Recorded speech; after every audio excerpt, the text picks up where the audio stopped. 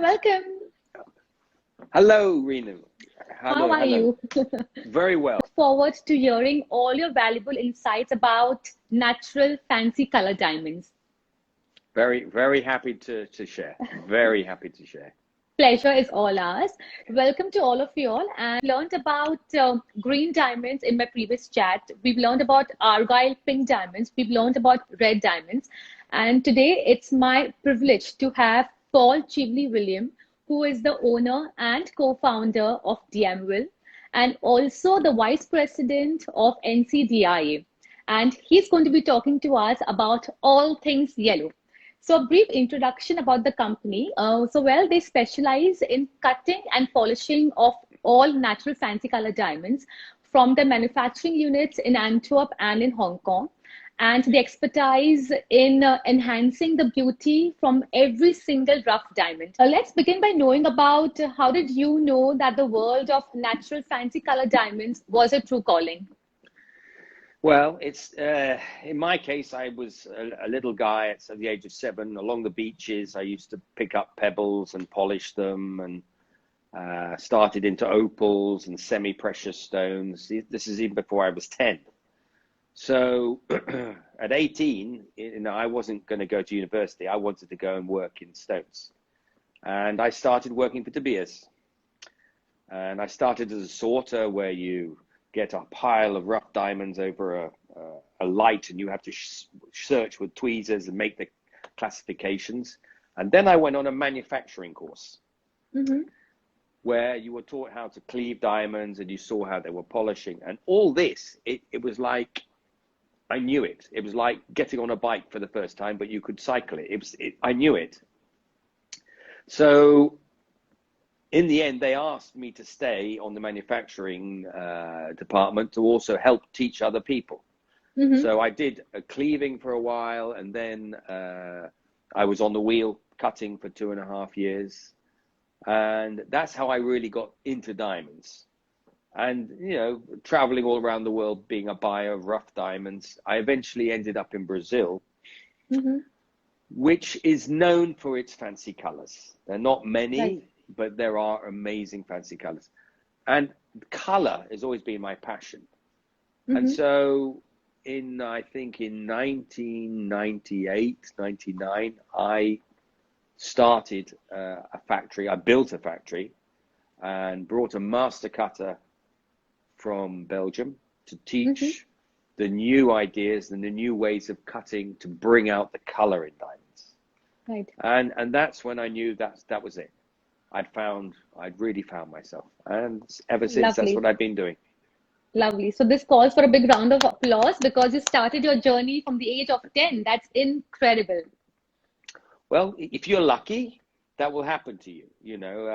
Today, we live in a very fast world where sometimes people go too many steps at a time and they're missing opportunities and ideas. But hey, in those days, it was a different world. Absolutely. And now let's begin to know about what are yellow diamonds and what is their significance? Well, listen, yellow diamonds, in white goods, white diamonds, the classification in color goes from D to Z. So generally you're going from super white, colorless, and then you're getting a tone of color, which normally goes to yellow, but can also go to light brown.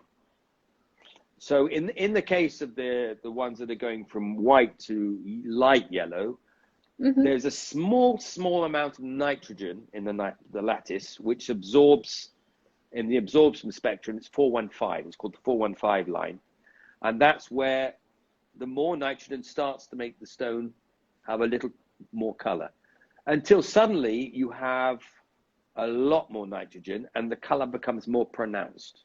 Once it becomes more pronounced, you're no longer in the D to Z, you're going into the fancy realm, where it's a stone you will pick up, and the first thing you will say is, oh, it's yellow. It's not that it's off color or it's cape, it's actually yellow. So, and then you start to really go into the realm of fancy color. So you start in the lighter yellows, the fancy light yellows, which is, they have a color, but it's not too pronounced. It's more pastel-y. Okay. And then on to fancy yellow, which is with more nitrogen. You see a good yellow already. And then you move into what are called intense yellows, which are a stronger color. And I will show you in a second. I will put them next to each other. Yes, please. I think we should do that. Yes, please. Here we are. We're going to take, those are fancy light yellows. I don't know how you can see that. Yes, now we can come see them. across, and now we're into fancy.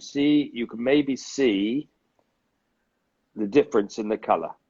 Absolutely, yes. Okay. So from fancy yellow, this one I'm going to keep. This one I'm going to put back. And we'll now take intense. So here was your fancy yellow. And now we're moving into the intense. Now you're starting to come into quite a strong color. You can see it's a pronounced color. And if you see it just as a glance, you'd immediately say, oh, that's a strong yellow. Yes. That's not the strongest yellow. We're now going to move. We're now going to go into what is really stunning colors there, which are called the vivids. Okay. So this is where the nitrogen is of a high, not just a high amount, but it's in different forms, so it opens the lattice differently. Okay. There's also a secondary thing that causes the color in the very strong colors, that is H3, which is hydrogen atoms bonding. And sometimes you have something that's called plastic deformation. So that's when the stones are still down deep in the earth. Under the pressure, it's twisted the lattice slightly, and this can accentuate colors. So here we are. Here's the intense. Right. And now we're going to vivid, and you see the difference immediately. Absolutely. So once you're going into vivids, these are stones where the concentration of color is such that you can almost cut normal cuts. As you can see here, there's a round stone there. That is a hearts and arrows round, which is probably the cut that most brightens up any white stone. It is that takes the most color out of any stone, and it is still a vivid. So you can imagine, to have that strength, you need a huge strength of color to be able to cut a hearts and arrows round and still keep vivid. Wow. So that's the best of the best. So that's the basic colors. On top of that, you do have fancy deep, which are stones which are almost over color. The light, when you see it, it has a slight brownish tint or a warm, a brassy tint, and also dark. Fancy dark is when you look at them from the table, there's almost a blackish look because it's so over color. Okay. But the vivid is almost in all cases is considered the best. The best color. Okay. But we now have another problem. Okay. So I now have for you here, these are all fancy vivids. Right. But they're all different colors. Lovely. Okay. So please explain us. So even in the vivid category, there is a huge variation of tone and strength. And you know, everyone thinks yellow is the same. Everyone sees colors differently, and everyone sees, obviously, yellow differently. But here, every single stone is a different color. They're not one stone that match the color of the other. It's important that people see that, because when you get a certificate from GIA, it's been put in a category. You've been put in a category. Might be intense, might be vivid. Right. There are some stones that you would say, but that's a 9 out of 10, or fancy intense, it should be a vivid, or that's a 1 out of 10 vivid, it should be fancy intense. And that is individual perception. Right. And you are dealing with a material where, firstly, everyone sees it differently. Right.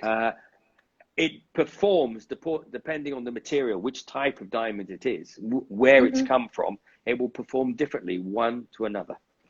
So it's not easy to. There will always be overlaps between the categories of color. There'll be one that you think should go down and one that should go up, and according to the lights that are used, you will see it differently. Lovely. So you mentioned that the color also differs from the place of origin. So can you talk to us, where do we find these diamonds? Right.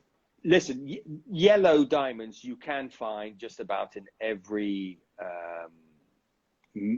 production, anywhere in the world that produces diamonds, there will be occasionally yellow diamonds. Yes. Okay. Mm-hmm. But depending from which origin they are, they react to light differently. They tend to be Okay. bigger or smaller. For example, in the northern part of the northern hemisphere, you have the Canadian diamonds. Mm-hmm. So you have the Diavik goods from Right. Canada, which is different again to the Misery pipe, which has these superb vivid yellows coming out of the Misery pipe, which is now closed, which is a pity. And then you Okay. have the Russian Alrosa goods, Right. where very strong colors, but with a lot of fluorescence. Generally, these goods in the north there, a lot of them have a lot of fluorescence, not always. And Mm-hmm. there's another trait. When you put it in the fluorescent light and you take it Mm-hmm. out, Mm-hmm. you will actually see for a fleeting moment of time the stone have a brownish tinge. And then it'll come back to normal. So Beautiful. you see, that is a trait specifically in one particular area. How the diamonds were formed in that area are different. Now, if you go Wow. to south of Africa, so you have the South Africa, the Kimberley region, Mm-hmm. Wolmaransstraat, the Transvaal area, and Namibia. Mm-hmm. There, it's a far more prevalent yellows. The shapes are beautiful soarable model shapes, octahedral, dodecahedral shapes. Generally, very little fluorescence, Okay. but the strength of color is good, but never super vivid. It's a nice vivid, but it's not crazy vivid. Mm-hmm. Generally, there are some, yes.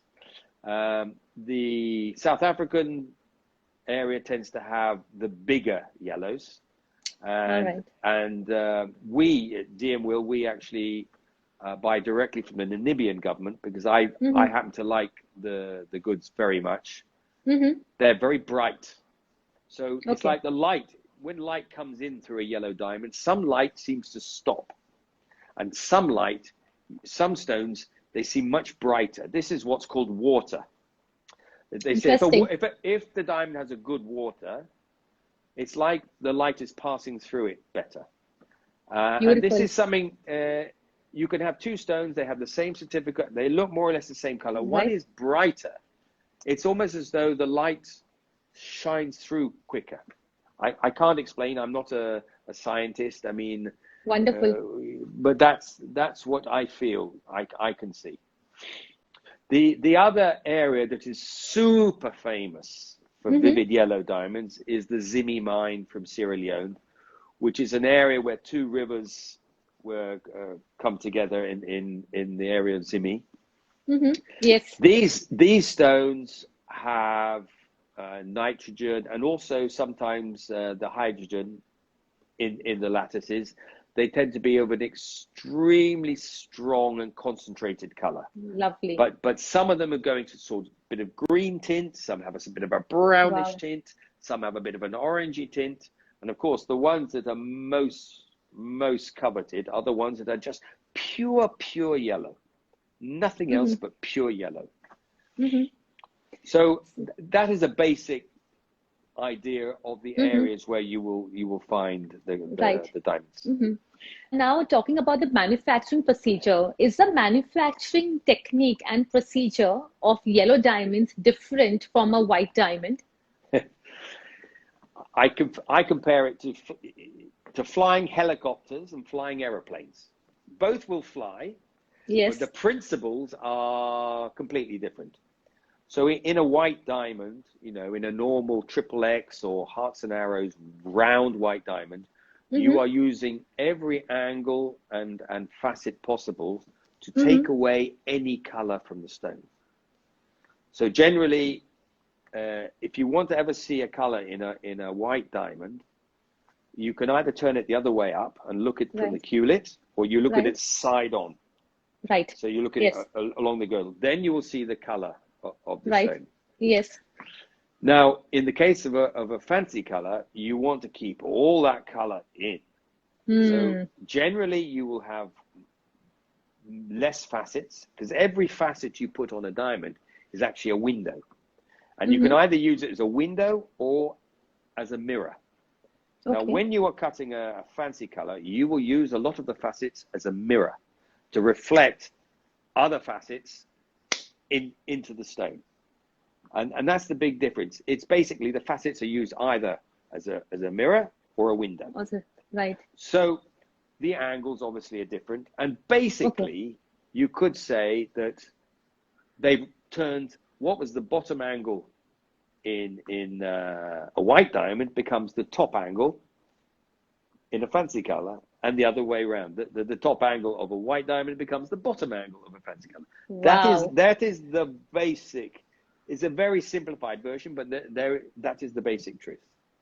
That's amazing. So I have a question that would you keep a different cutter for a white diamond and for a fancy color diamond, since the trick and the angle differentiation matters a lot? So, I mean, how confusing it can be. Listen, I a white diamond honestly is engineering. It's engineering because they've already know how to measure the best optimum angle, which will give the best results. So it's basically making sure that the stone is cut as accurately as possible and as the symmetry is as good as possible. Right. With fancy color, yellows or any color, every stone is a journey. It's not as simple as you just, we'll just put the facets as this. Yes. You can't. You Okay. are actually making a journey, and you are, the whole Wonderful. time you are putting the facets, you are evaluating what is happening with the color and what you will need to do. You may have, there's another thing we do in the fancy color that you would never dream of doing in white diamonds, and that is what's called playing with the azimuth. So as you can imagine, your facets are this way, and in a white diamond, they're all 8 facets and they're all perfect. Right. In a fancy color, you can say, we don't want that. We will twist the facets this way, or we will twist the facets that way to bring out the reflections that you want to bring along the culet area. Wonderful. So all this you can only do when you are cutting the stone. Got it. Wonderful. There's so much of scientific calculation and technicality that goes behind calculation of facets and to polish, whether it's a white diamond or whether it's a fancy color diamond. It's incredible. I would say the difference, precision, it's pure precision in a white diamond, and in fancy color, I'll give you an example. You can see stones which have got radiance, for example, which have GIA symmetry, has double X, but the stone doesn't shine. It's missing something, and that's if you remember, I was talking about the azimuth. It doesn't look nice for the symmetry because they say you've played with the facets this way, but it brings the color out and makes the diamond is talking to you. Lovely. And that's what you want. Right. When you see a stone and it talks to you, then you know you've done the right thing. Lovely. And since you spoke about radiant cut, my next question is that why do we see that maximum of the fancy yellow cut diamonds, they are either cut in cushion cut or in radiant cut, maybe ovals, maybe heart shapes, but there are very few of them probably that may be cut in a round brilliant cut? Well, we did go into that earlier, but basically that there are 3 reasons. The first reason is the shape of the rough stones. Generally, in a nice rough diamond, it is an octahedral shape, which is basically 2 pyramids, one on top of the other, base to base, or dodecahedron, which is a slightly more, it's 12 facets as opposed to 8, 12 faces. So these are very naturally stones to make some sort of square shape from. Now, if you were to make immediately a square emerald cut, you would lose so much color that you probably wouldn't make a good job of it. So that is why they look for a square shape, which they can maximize the color. So the radiant is the easiest stone to really maximize the color. I see. So when you have a shape like that, imagine you have a 4-carat stone, you will saw top off, so you will have 75%. And of that 75%, you should be able to get a yield of around 68 to 72%. So in other words, a 4-carat stone, you may be able to get it, if the shape is correct, you should be able to get a 2-carat radiant out of it. So you're optimizing the color, you are optimizing the weight, you will get retention from the stone, and there you go. That's it. So there is a commercial side to it. The cushion is the same, but it's cushions. I personally prefer cushions over radiance. I think they have far more charm. We have our own make of cushion where we divide the certain facets so you don't get certain reflections that you don't want. And I think it's a much more charming stone. I find radiance very hard and very uninspiring generally. So yes, they are the two most popular cuts because being an octahedral squarish stone, you have your girdles lined up and you can get very good weight retention and good color and good color. Moving on, can we see some of your, these special cut diamonds, some radiant, some cushions, some rounds? What do you have for us? I'm just trying to think. Right. This is a stone. I will take it out of the box because then you'll be able to see it a bit better. Thank you. It's because of the reflections. Excuse me. I wasn't expecting to have you. See, you've got me on the hop. Thank you so much. Naughty Renu. All right. This is our radiant. This is our cushion cut. And if I'll bring it up, I hope I don't know. Wow. Can you see it clearly? Yes. So the facets on the side, the main 4 facets, the 2 long sides, we split them slightly. And we open the table up a bit more, but you don't get nasty black reflections. And the black reflections caused because the light comes down, hits the table facet, hits the bezel facet, and goes straight down and goes through. So when you do that, it goes black.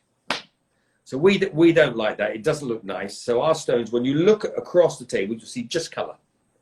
Wonderful. And that is what you are aiming to do when you are cutting a fancy color. So,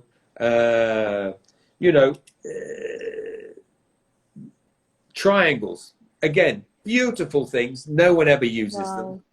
Wow. It's a simpler version of the white triangles because obviously you want to use less facets to have the maximum possible color, but you also want to make a beautiful stone. Wonderful. This is the whole thing. People think, just make it excellent, and it'll be fine. You need charm in. It's like saying, what would you rather have, a London bus or a Ferrari? They're both red. Which one would you like? Beautiful. For me, it's almost sculpture. You are. Right.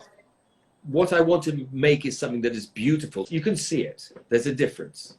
And these are things, it's not so easy to measure, it's not so easy to replicate, it's aesthetics, it's the aesthetics, the details. We all can sense so much of passion, each and every explanation which is shared by you. It's really incredible, and we really thank you for sharing your heart.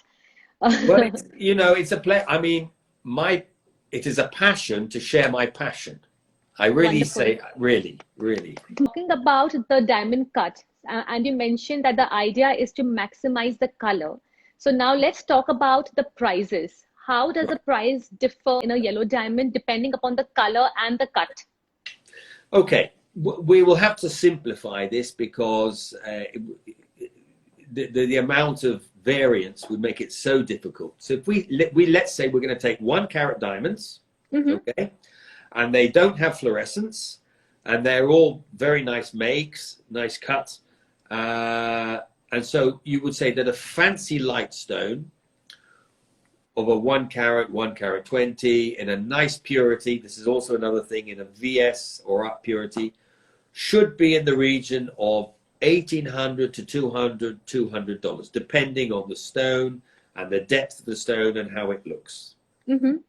So if you were then to go to fancy yellow, you would put on about 70%.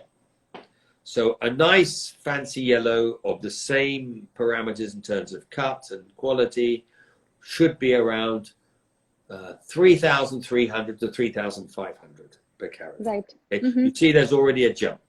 Right. So these are stones, we're talking radiance cushions, which are the regular stones, okay? Mm-hmm. Not talking about rounds, that's a totally different case of prices, but in just the normal radiance and cushions. So moving to intense, Mm-hmm. everything the same, you are looking at stones in the region of 4,200 to 5,000 per carat. That's more or less the price. Occasionally a very nice stone will be 10% more, and a Right. stone that you don't like so much will be a little bit less. But that Mm-hmm. should be the price. Mm-hmm. And then you go into vivids in the Mm-hmm. 1 caraters, which are generally in the region of 8 to 10,000 per carat. Generally. Wow. Wow. But Mm-hmm. that is only in regular stones, nothing spectacular. So once you're talking about vivids, the price range in vivids can be as little as 7,000 and can be over 20,000 for a 1 carat, depending on the cut and the type of stone it is. So you see in value, in price, there is an enormous difference just Right. within one category because of the type of stone it is. So it's, this is a lot of time of seeing lots of stones, Yes. and really being able to appreciate the differences between Yes. one another. Seeing a lot of stones, doing a lot of research, understanding the entire market and the demand and supply ratio. There's a lot of behind the scene that goes to understand the pricing and the other factors which determine the beauty of a fancy yellow diamond. It's incredible. Listen, if you were to see 50 diamonds, which all have the same certificate, you would choose one. You would choose Right. one and say, that's mine. And then the next time I could show you 100 and you would say, no, I want that one.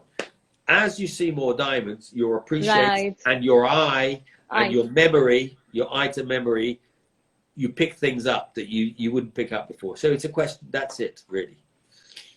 We spoke about the prices of just fancy color diamonds. So if one has to invest between fancy color yellow and between white diamonds, what would you recommend? First of all, I'm very hesitant about using we always have been at the NCDIA, and me personally at Diamwill, we've always been very hesitant about using the word investment when Okay. people are looking to purchase a stone. Okay. Having said that, Mm-hmm. you know, whether you buy a piece of antique furniture or you buy a nice piece of art, there will be certain things that are so special that regardless, they will command a price always, because they're that special. And this certainly applies to yellows. The white diamonds are having a particularly tough time at the moment. We are in a period where the mining techniques today are far more advanced than they were 50 Right. years ago. Mm-hmm. The actual production of D flawless stones is a lot more than it was, Right. say, 50 years Oh. ago. There's many more around. Mm-hmm. It's just coming out more because there are mines, new mines that have come online and what have you, where there is more of this in it. So you do have a bit of a demand supply thing there. Certainly not the case in vivid yellows, no. How easy it is to meet natural fancy color diamonds to enhance their color or to enhance their clarity? Because that will indirectly affect the price probably.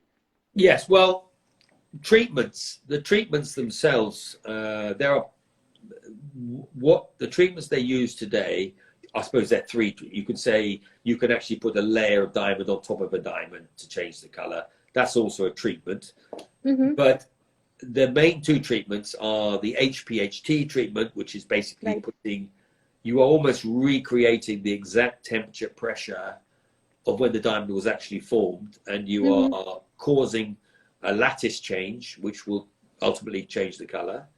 And the other way is through a cyclotron, where you're actually using a particle accelerator, and you are bombarding it with alpha particles or neutrons. Well, not neutrons, because you will actually make the thing radioactive, but with alpha particles, and you are causing a structural change, which ultimately will cause a change in the color. These are the main systems that are used, and actually they're very expensive. I mean, really? Well, a particle accelerator, we're not. You can't just go to Amazon.com and buy one. They are hundreds of millions of dollars. Wow. Yes, and the HPHT, okay, it's cheaper, but it has risks. You get stones that blow up and all sorts of things because of the pressures and temperatures you're putting it under. So all these treatments are actually very expensive. So in the case of yellows, where yellows are, as a fancy color, I think they're very underrated because they are very attractively priced for what the beauty that they hold. If you were talking about a very high value stone like a red, where the upside, if you spend, I don't know, $20,000 to make a 1 carat stone into red, and then you could get a fancy red and what have you, the upside there is enormous, from a stone of maybe $1,000 to maybe a stone of $2 million. So in the case of yellows, you might just be getting a stone from $1,000 to $5,000. Okay. So I think the benefits of that are somewhat cancelled out because of the costs involved in doing it. Okay. So what points should one keep in mind when making a purchase in fancy yellow diamonds?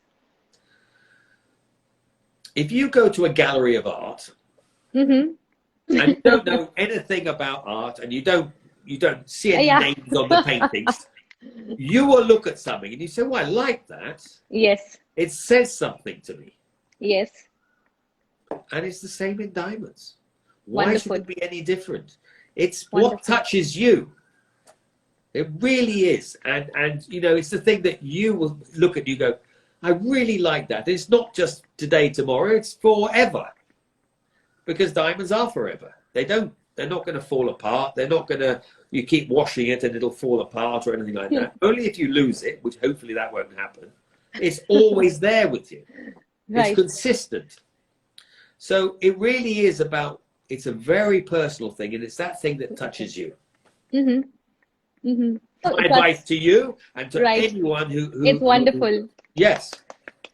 Some piece of advice which has always been very close to your heart. Since you're in the business from the age of 10, and you've had a wonderful experience working with De Beers and such an incredible legacy. Well, I do feel that, we, in the world we're in today, it's a very fast moving world, very tech savvy. Everything is moving so quickly that people don't actually stop to actually sit. What's happened in the last year, in a way, has got people to sit down and reflect inwards and slow down a bit and really perceive what is around them. So for me personally, when somebody opens a parcel paper, I have to take a parcel paper for this. Please, yes. We would love to see the parcel paper with a lot of diamonds inside. Well, this is an empty one, but just imagine Okay. Okay, we shall imagine, yes. So the person, he opens the parcel paper or whatever, and they open Right. it, and they go, what is that? For me, that's real payment, because that you've touched somebody. You've changed them How forever. wonderful. You've How changed them. wonderful. You have changed them. It's an inspiration, and that will pass from them onto someone else. Right. So anyone in our business who does what I do, I'm sure that should be their goal. You know, everyone thinking it's all about money. Right. It's not. It's about people. Our whole business is about people and passion. How wonderful. Right. And passion. And it's these things together Mm-hmm. that make every business in the world, but especially the diamond business, because in the end, if you think, in the end, it is a symbol of love and eternity and joy. All these things which are so important.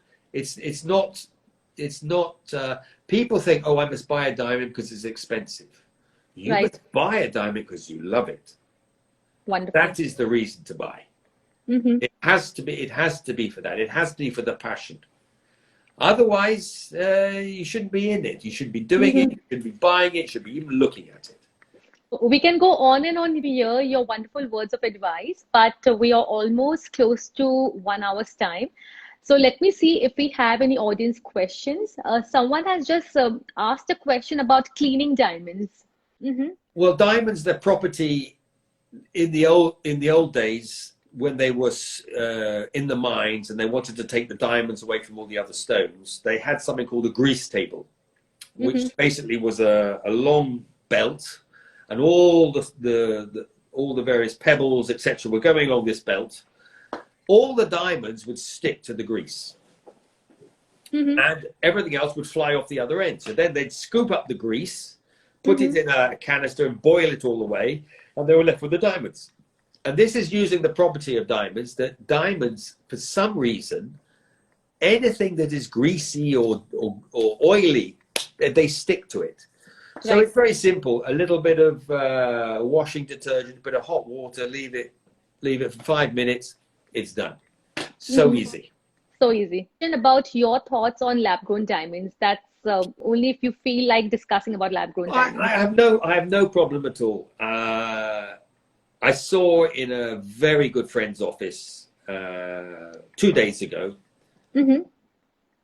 285 stones, all between 2.5 and 3.5 carats, all with certificates. I don't know, H color, G color, I color, F color, all SI, VS, what have you. He says the whole business he was selling for $800 a carat. Well, that's fine, but what meaning does that have? It has no meaning. And you say, oh, what's it cost to actually make a lab-grown diamond? I say, I can tell you exactly. It costs the rough $60 a carat, and it costs you more to polish it than it costs to make the stone. So we are entering a field now that the rubies, the sapphires, and the emeralds have had for 100 years. Right. They were making Vernet rubies over 100 years ago, where they would spin it and then you get this sort of column coming out. And in some ways, you can see synthetic rubies of 10, 20 carats, which if they were real, they would be worth millions of dollars, and you can pick them up for $800 a carat, $600 a carat, $200. So what has happened? Why is it that people want the real and not the synthetic? They want the real. They want what nature produced, because that is finite. It's not you're going to find it again. You're not. It is a finite thing. And I've always said, for me personally, I find diamonds are almost sacred. It's almost a religion for me. So I beautiful. think it's such a phenomenon that nature was able to produce something so beautiful that is so hard and so permanent. It's incredible. And lovely. So when we are talking about synthetics, I think they can be very beautiful. I have used synthetics when I want to experiment with new cuts, because it's the cheapest material possible. Fair It enough. doesn't cut quite the same as natural. It doesn't cut quite as easily. It doesn't have a proper grain to it. Well, certainly the CBD doesn't. The HPHT does have a grain, because that is growing more like a diamond where you're growing from a crystal. But the CBD is just in these layers. Okay. It doesn't cut things. Right. I have words of compliment from Constantine Jeweler saying that they always love hearing you. So those are words of compliments. And next, Radha has asked a question that do these look similar to yellow topaz? Put the two together, you'll see the difference. Wonderful. What you're talking about is I mean, I've cut topaz. I've owned the material. The facet on a diamond, the only thing that you will cut a diamond is a diamond. Diamond, yes. The facet, when you have a polished facet on the diamond, it is so flat and so shiny and so polished. There is not another stone in the world that you can do that with. Absolutely. Talking about diamonds, can we see some more of your yellow diamonds? Since we have the opportunity. I'm about to put the cat amongst the pigeons now, because I'm going to show you some yellow diamonds, but it's going to bring up some more questions. So I chose two stones I personally like very much. These are two stones where they are both vivid, something, and then yellow. But then you will see. So one is a vivid orange yellow, and the other is a vivid green yellow. Absolutely. Now these are, the main color is still yellow, but it has a secondary color which gives them amazing hues and makes them extremely, I personally love both orange yellow and lime colors. I love them. I think they're super. But this is a whole different ball game. It's a different type of material. I see. You could. It's a whole different field again. But these stones, they are public perception things. No, it has to be pure yellow. If I put a pure orange yellow next and a pure yellow, you will probably choose the orange yellow. I can put these are all the vivids from the bigger vivid. That's also a Zimmy stone, by the way. That is a Zimmy stone. Wonderful. Okay. How rare it is to find a Jimmy stone. Listen, you can get Zimmy. There is another mine that there's a Canadian mine, the Misery Pipe, I think it's the Ekati mine, which produces a similar material, but they're not the same. You can tell if you put them in fluorescent, one will change slightly color, one won't. And another thing that people don't know about, if you put real Zimmy in a color machine, it'll show you G color. How about that? Doesn't make any sense at all. And yet it's super vivid yellow. So these are things that people really don't know. Oh my God, I'm so surprised right now. On one side, you say that they are super vivid yellow, and on the other side, you say that the machine will show you as G. How? There is so much about this amazing material that we don't know about. Maybe there's more we don't know than we know. The way Absolutely. I mean, the big thing about is what it does with light. That's the amazing thing about it, and being such a hard material that you can make these mirrors and windows that are the best mirrors and the best windows of anything. So there's still a lot of phenomena in diamonds that they cannot explain yet. So we have 5 minutes. So guys, in case if you have any questions, please feel free to type them in. And in case if you want to show us some more of your diamonds, they are always welcome. Let me think. These are the smaller yellows, but these are all vivids, but all nice small. Generally cushion cuts, as you can see, or what else have we got? We have some Asher cuts, which I personally love. Asher cuts in yellows, I think, are one of the nicest looking diamonds there are. I have a question. You Yeah. spoke about the fluorescence. So we know Yes. that the fluorescence in a white diamond reduces the price of it. So can you please highlight the impact of fluorescence on a yellow diamond? Uh, Depends on the type of fluorescence it is. Also, if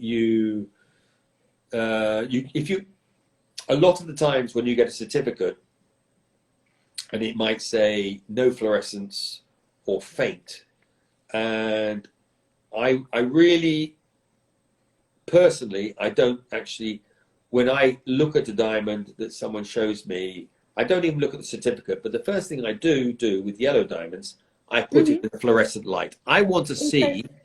I Okay. want to see what it's going to do.